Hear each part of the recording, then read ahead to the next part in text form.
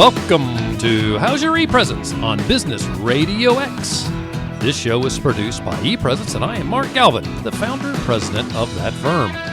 We are coming to you live from the Subaru of Gwinnett studio inside the Sonesta Gwinnett Place Atlanta Hotel. Welcome to the show where we talk about business and social media. So appreciate you joining us.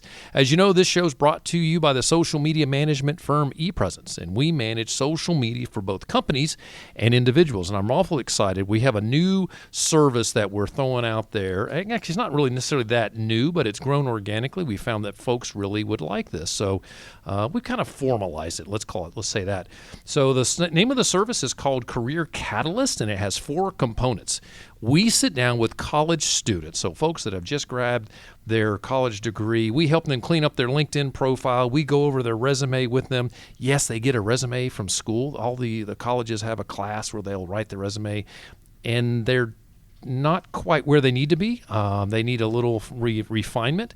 Then we do a mock interview with them. We sit down, we have a conversation with them, and go through a full interview with each of those students, help them get ready, give them some good feedback. And then we do a skills analysis.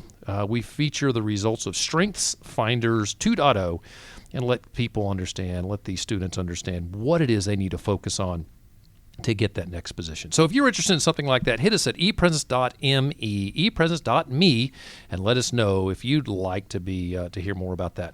Well, let's get back to the show. I'm awfully excited. We have a wonderful guest today.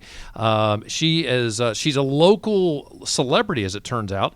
Her name is Rebecca Brizi. Is that right? I say that right? That is perfect. That's yes. perfect. So, I'm from the South. I read your name and I said, her name is Rebecca Brizi. Yeah.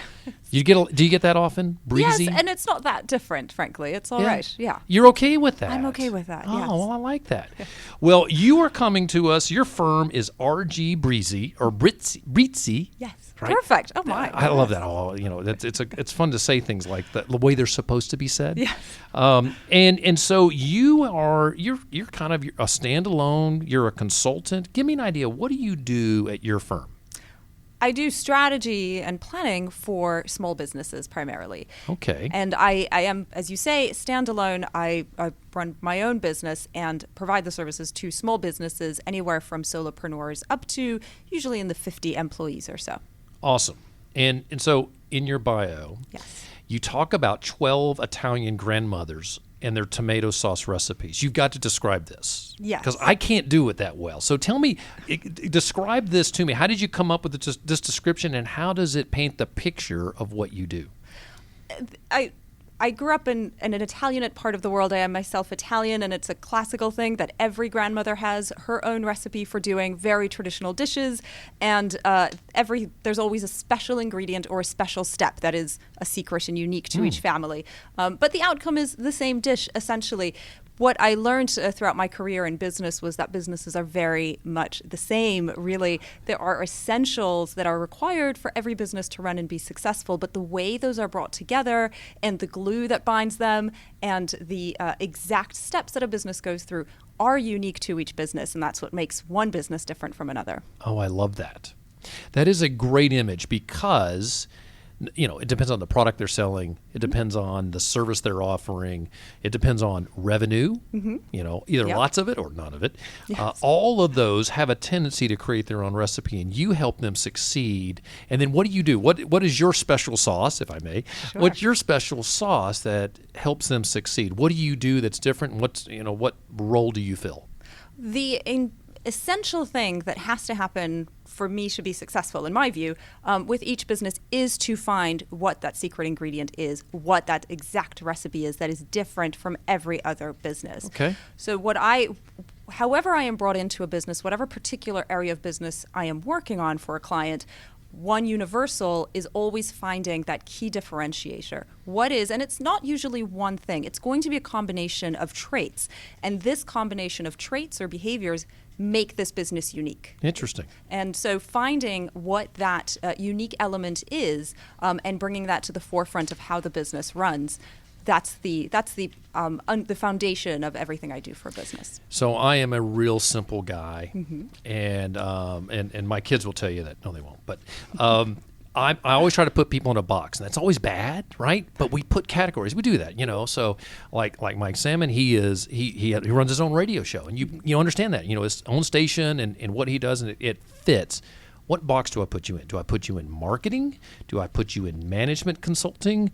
Do I put you in both? Where do you fit? If you were to put me in a box, it would be management consulting. Okay. The place where I fit is I'm usually sitting at the table with the business owner or owners, partners, the people who are running the business. Okay. The part of the business that I'm working on is the part that then feeds into everything else. So marketing is a natural offshoot of what I am doing with the business. So you're further upstream than marketing. I'm further upstream, okay. Right. And so marketing is a natural offshoot. So is human resources. So is legal. Basically, all then the specific areas of business administration, if you will, how those areas are being run are based on the decisions that are made at the strategy table, which is all-encompassing. Interesting. All right, so we've talked to you for a little bit already, and I'm sure our listeners are picking up. You do not have a Southern accent. You don't have a Northern accent. No, I thought I was blending in. Your voice is this amalgamation of all these different accents. You have really lived all over the world. Give us an example. Where did you grow up, and where did you go to school? And give us a little history of that, because I think it's interesting. Well, I did move quite a bit growing up. The longest I lived anywhere was in Switzerland, but I moved a fair amount within Switzerland. The interesting thing there is that Switzerland has 4 different official languages. Oh, you're kidding. So moving from one part of Switzerland to another meant going from a German-speaking part of the world to an Italian-speaking part of the world. Wow. So going from German-speaking school to Italian-speaking school. Within this, my father is American, so we always had English in the home, and I did go to a British school when I was very little as well. And I pick up a little British accent as you're talking. Some words are there. I lived in the UK for a long time as well, so after Switzerland. So there's just a lot of moving and changes. So is it safe to assume that you speak a few languages? Yes. How many? Well, I always have to qualify this by saying it depends on your level or what you consider the correct level of fluency. Well, you are speaking to a Southern American, so probably any competency is probably impressive to me. Well, I'm bilingual in English and Italian, and then I speak French and then German and Spanish. But those 2 in particular is where my fluency is sadly dropping. So okay, well, I'm very impressed. And here in the U.S., I think we miss that. We definitely are teaching our young people more languages today. We see it as more of a priority. We just don't have the luxury of going across a border to speak that language. Well, exactly. It's hard in America to do that. Yes, it's much harder. You can speak Spanish in the U.S. more and more often. Yes. But we are becoming more of that type of country that has more opportunities to learn other languages. So I think that's great. I forget what part of the brain that affects when you learn more languages and how it's just, it's mental exercise and it's good for you. So I'm jealous that you have that opportunity and you have that skill. Well, let's talk a little bit about social media if you're okay with that. As everyone knows, we talk a little social media. What are the social media updates going on? And then we're going to pivot about halfway through the show, and we're going to dig into sharing what Rebecca does and all of her expertise. Don't forget, you can always send me a question on any of my social media handles, and that is at ePresenceMG. No dots or dashes or anything. ePresence, M for Mark, G for Galvin. That's my social media handle everywhere.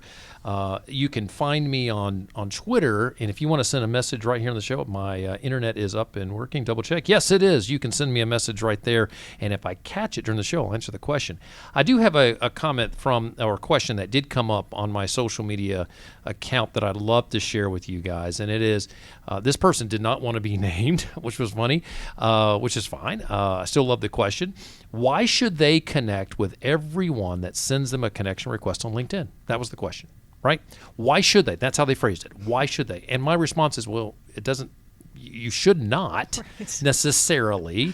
So if you're wondering about this, and this is always a question that comes up in all of my sessions, every session, I swear, it's probably 9 out of 10. Should I connect with everybody?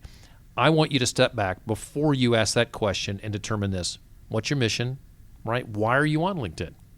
Where are you going to be in 5 years? Where are you going to be in 10 years? You've got to answer those questions. And this is all strategy, and you do this, and you sit back when you talk to owners of businesses. Yes. Kind of where are you going? Yes. Where do you want to go is probably the better question, Yes. right? Well, do the same thing on your LinkedIn, because it will inform you whether you should accept a request from Rebecca when she sends you a request on LinkedIn. So if you sent me one, this is what I would do. I would look at your request and say, is this someone that I can do business with potentially today, in 5 years or 10 years? Or can she bring me business?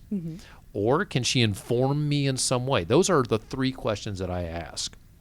The last thing that's important to mention is, if I connect to you, your audience is now connected to me by being a second-tier connection. Yes. So if your audience is searching for a social media manager or a LinkedIn guy or a LinkedIn guru or an Instagram manager, I'll show up. I have a higher chance, I should say, of showing up if we're connected, because your audience is now not so far away from me. So those are some of the things you should think about before you accept a connection request. There's no hard fast answer. The one thing I do want to say, this is absolutely a hard fast answer. Do not ever connect to somebody who is a fake person on LinkedIn. And if you're wondering who is a fake person, the number one thing I want you to look at is the profile photo. You can grab a profile photo. You can go to Google Images and you can search that photo if you think they look a little suspicious. And chances are it may be a stock photo. And if it's a stock photo, somebody created a fake profile. Now, there are other things that you can look at.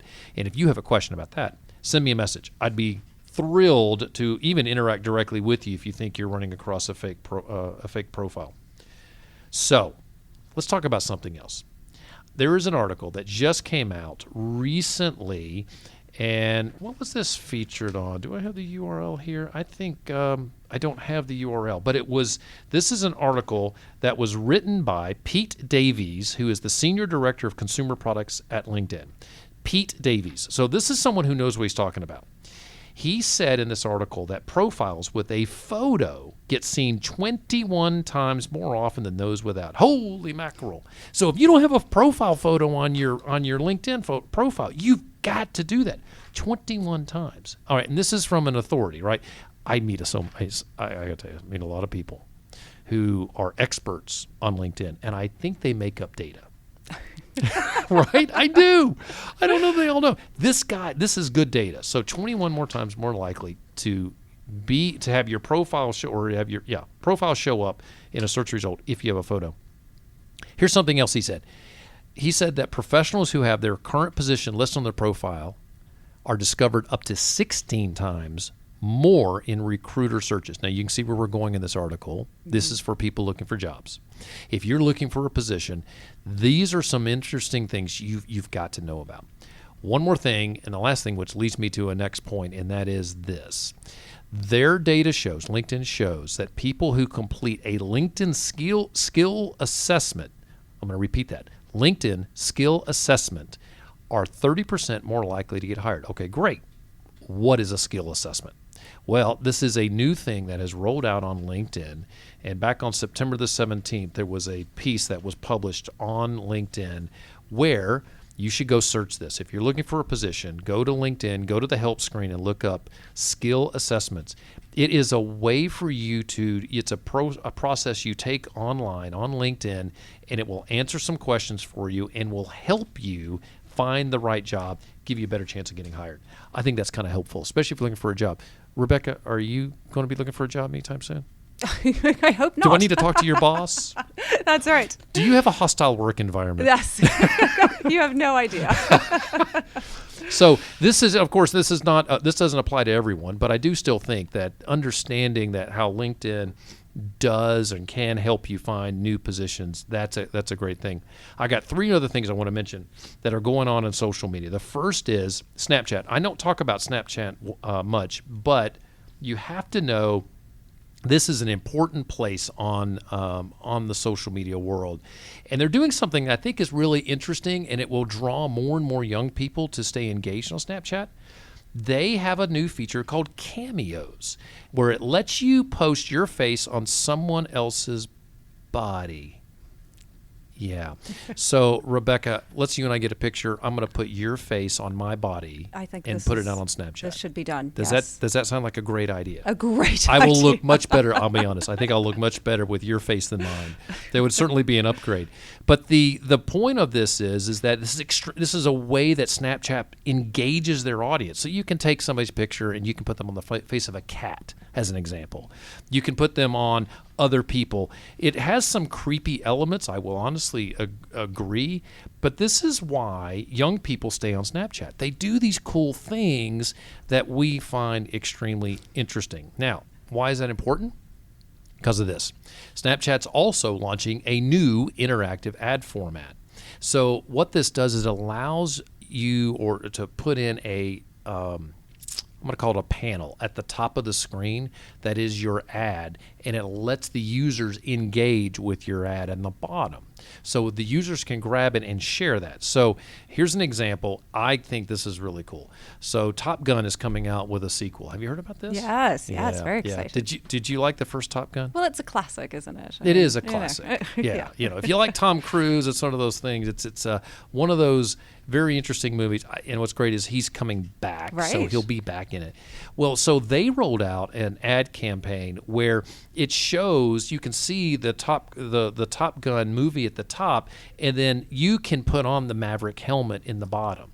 So you can interact with this in a multi-slide format. So this is a way that you or us, we may be to engage with people right on Snapchat. We're always trying to look for ways that we can harness our reach. And if your audience is on Snapchat, then here's the other thing. If your audience is on Snapchat, then you better have a way to engage with them on Snapchat. So would this work for ePresence? No, because my audience is not going to interact with me in some sort of ad that splits the screen on Snapchat. My kids would find it amusing, but that's about as far as it will go. But if you do have a product that appeals to that audience, these are some great things that you can harness. So go look for that and look at how Snapchat is offering that as a new option. Well, good. So Rebecca. Yes, sir. I'm actually reading. I know that you have some very interesting things that you do at your organization. Mm-hmm. And in my organization, as a matter of fact, we say we provide excellence in social media. Mm-hmm. And that is great. That's sort of our mission. But you told me that I can't really boil down everything down to just that. My strategy can't be, that can't be the whole kit and caboodle. Yes. Explain that. You call that a strategy is not a soundbite. Yes. What does that mean? A strategy, let's start with what a strategy is. A strategy looks at a lot of different parts of a business. It looks at the goals of the business. It looks at the plans. It looks at past performance, so looking at data and current and future resources that are available. It looks at values. What are the values of the business? And it also looks at what I call the pep talk, which is what people often confuse for one of the things that people often confuse for strategy. Things like we never stop until we succeed. That sentiment, the motivational side. Sure. So what strategy does is actually need to consider all of these and use all of these elements to determine what a business is, what it does, how it operates, where it is going, and how it's going to get there. So a strategy is not it's not the exciting part of the business in the sense of that catchy soundbite that you can put on a T-shirt and and turn into a fancy rhyme. A strategy I find very exciting, but it tells a story, and it requires a page or two of text to really go through that. The what you're describing for ePresence, for example, is a tagline or a promise that you're making. The thing with that is extracted from a strategy, because a lot of people will use a word like excellence. So that can be a summary of what you're promising to your audience. But then beyond that, how do you prove that? How do you demonstrate that that's true? And in particular, how do you get across what excellence means specifically for ePresence? Got it. How do you describe that as opposed to, or that might be different from how another business describes the word excellence? So you and I get together, let's say we come up with a strategy and it's a couple of pages long. And my first question would be, if I was sitting down with you, is, all right, so I would I would look at a strategy and say, what are my target markets? Number one, I would try to, who do I want to attack, or where are those audience members? And then the next piece would be that I'm thinking of is how do I approach those target markets, and then I would have an execution piece too, of I've got X staff members doing this type of work, working as, we call them e-publicists, and I would start to build into how do I feed into those folks to, because I think it's all part of that success. Are these components of a strategy? Yes. Am I off base? No, those are components of a strategy. Got What it. I would if in having that conversation, I would start to ask questions that would actually lead us to something that happens before all of that. And what Okay. you're describing is where people tend to start. Sure. And that's fine. That's a good starting point. What one is devising when working in that part of a business is then what you're extracting is actually what comes before. It's okay to start sort of later and then build the previous step, which is defining what I call the guiding principles. So you could think of this as a value statement. I like the term guiding principles because literally these are the principles that the business will uphold and that are going to guide all decisions. Good. So what does this business represent to its audience? What does it represent to the owner, and what does it represent to its employees? How is that made constant? Why does it operate in this way? What makes this business different? I talked before about how the foundation of what I do always has to be to find the differentiator. That's where all of that comes together. And that is the part that is going to inform all the other decisions. Everything else has to be true to those guiding principles. Oh, that's fascinating. So you come through, we build all this, we're done, and I put it on a shelf. Yes. How do I live that? How do you find organizations are able to it's great to develop it, but how do they make it part of the fabric Yes. of their daily lives? Yes, I was, coming up in business in the software world throughout the whole period of, we don't need business plans anymore, and we're doing the lean canvas. I love the lean canvas, by the way. We're not doing any business plan at all. These are just documents that get put into a drawer. They only exist to look good in front of investors. Here's the thing. Do whatever you want with the document once it's done. The point is not to have the document. The point is to create the document. Oh, it's the process. It's the process. It's when you're going through all of that you're going to reveal or discover all these things about your business, how you operate, how you want to operate, how you're capable of operating, which sometimes isn't what you thought it was. And you discover that once you start examining it. That's what it's about. And then what you discover, yes, you can put that on a document, put it in a drawer. That's fine. There are parts of that I will tell my clients to put on the wall, the guiding principles, those Sure. parts of it, the things that dictate how you're going to operate, how you're going to be known in the world. Those you put on your wall. Those are constants and you never want to forget them. But what you're creating with that is a way to keep that strategy dynamic. So as you operate, as things change, you're still coming back to those principles to guide the next decision. Very interesting. How much time does this take? It will take as long as you want it to take. Frankly, when I work with the business, I can get the foundational strategy document together over the course of 2 to 3 months, which is a series of meetings between myself and the client, 3 to 4 meetings. Okay. The essentials that you need, you can get on paper in that amount of time, or if we sat down and worked on nothing else, we could do it in a couple of days. Right. I don't advise that for the simple reason that I actually advise doing a bit of work and then taking at least a few days to step away from it and then come back. It's a process, and part of that process is brainstorming. Sure. There is I've heard this recently, and it was that it takes a couple of days for information to truly gel and for our brains to process it in a way that can spit out something that is germane or useful from that new information. Sleeping on it for 2 days is good. Yes. And waking up that third day and and when we wake up, our brain is ready to go. And I'm going to tell you what, I wake up at 5 a.m. and my brain is firing away. Yeah. I've got one of those pads by my desk or on my nightstand, and I turn over and I start writing notes down on it because my brain is just, it's like a popcorn, like I'm popping popcorn. It's like all these kernels keep going crazy, and I want to grab all of them, but there's too many of them to grab, so I just jot down. But I've heard after 2 days, if I was focused on that and I maybe my pad would have a note, hey, go back and think about Yes. what you and Rebecca spoke about 2 days ago, that I could probably come up with some new ideas and get back with you and say, wow, okay, Right. here's more. And of course, over those 2 days, I probably had some other nuggets that came out of that too. So that makes great sense. Yeah. Very, very interesting. So, all right, one of the things that I like to believe is that we have great values at ePresence, and we honor our staff. I try not to bother them with stupid stuff. I definitely never berate them, as an example. Even if I'm frustrated with something, I still value. I always come back to valuing what that person is as a person, and appreciating the work that they've done. We all make mistakes. If I was perfect, I would certainly, I would be very much more critical. I'm far from perfect. But the thing that's interesting is when you look at values, we do sometimes try to take that and turn it into something that becomes a marketing tool.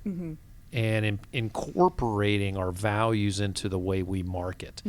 And sometimes it doesn't come across very genuine. Yes. You have in some of your notes here that values that they are more than marketing. Yes. So when you pull that out, what do you do with values? Well, most often when I ask a business what their values are, the answer that they give me tends to be a mix between what the values are and what they wish their values were. So it might be a value or standard that they want to uphold, but when we examine it, they're not actually doing that. I mean, I have an example where I was working with a small business. They told me their number one value was transparency. So I called in a very junior employee into the meeting room and asked this junior employee if she knew what the other departments were working on, and she had no idea. There was absolutely no transparency in this business. Right. It wasn't malicious. They Truly, it sounds like they aspired to be transparent. It mattered so much to them, but they weren't doing it in practice. Wow. That's a perfect example where if they had said that stated transparency as one of their values, eventually it would come across to their clients, but mainly because their employees would not buy into it. Right. They knew that it wasn't true. So that's what I'm often overcoming when I'm working with values. And sometimes it is a question of maybe let's just forget transparency. It doesn't mean that you're not transparent, and that again, it doesn't suddenly mean that there's a negative value in place. Right. But it just means that maybe that is not your strong suit, and that's not where we're going to focus. And that's our okay. attention. And that's okay, Yeah. exactly, because what we'll do is we'll discover something else that really means a lot to you and that you are already embodying. And sometimes it's specifically because it's something that a business already does that they've kind of taken for granted and haven't haven't sort of stood aside for a second and appreciated that they're really good at this, and this is a standard that they uphold very well. And I would say that if someone is in a successful organization and they're growing and they're making money, that they are good at something. Yes. Right. Yes. And that sounds almost trite, but there is. And it's probably not just something, it's some things. Yes. There are more than one thing, and discovering that and making those better is a great thing. So I've got 3 kids, and I constantly share with them that they need to figure out what they're great at. NBA basketball players, so the players in the NBA play basketball. Yes. They don't play baseball, they don't play football. Well, one played baseball, but that's another story. But NBA players play basketball, and they stay focused on that, and they are good at it, and they only stay focused on that to get better at that. We need to do that. We need to constantly work as workers and companies to stay focused on what we're good at. Yes. Well, it is officially 2 minutes left, and as you can see on my notes here, it says 2 minutes left. Yes. So we got to close out. Yes. I want you to share with everyone how they can find you, Facebook Thank or you. wherever you want people to go. How Yeah. should they find you? My website, great starting point, is rgbrizi.com. So R for Rebecca, G for Gebhardt, Brizi, my surname.com. And LinkedIn, it's the same, LinkedIn and /RG Brizi. So that's the best place to start, and where you can see not just my work, my blog, so a lot of what I've been talking about here.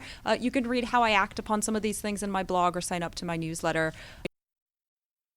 About my workshops, in particular the one that's relevant to what we're talking about today, the promise, so how we build that promise that a business makes to its clients. Great. Outstanding. So you've done something that I encourage almost every show. You have one handle. Yes. R.G. Brizi. Yes. Not Brizi, Brizi. Beautiful. And if saying that correctly also helps people understand how to spell that. And that is brilliant that you have made that consistent. So your branding is great. Well done. I can tell you thought this through. You are living what you teach. So thank you for being here. I so appreciate it. Thank you so much for having me. This you is bet. quite fun. So, and everyone else that's listening, thank you for being with us here on How's Your ePresence. Remember, we broadcast live on the third Thursday of each month at 3 o'clock Eastern, or remember, the third Thursday at 3. But you can always listen to our shows anytime, 24/7, by going to businessradiox.com and selecting the Gwinnett Studio.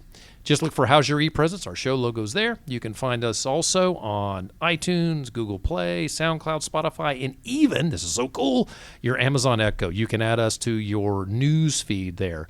And check out our podcast channel on our website at epresence.me/podcast for all of our shows. Until next time, for my guest, Rebecca Brizi, I'm Mark Galvin, and this has been How's Your ePresence on Business Radio X.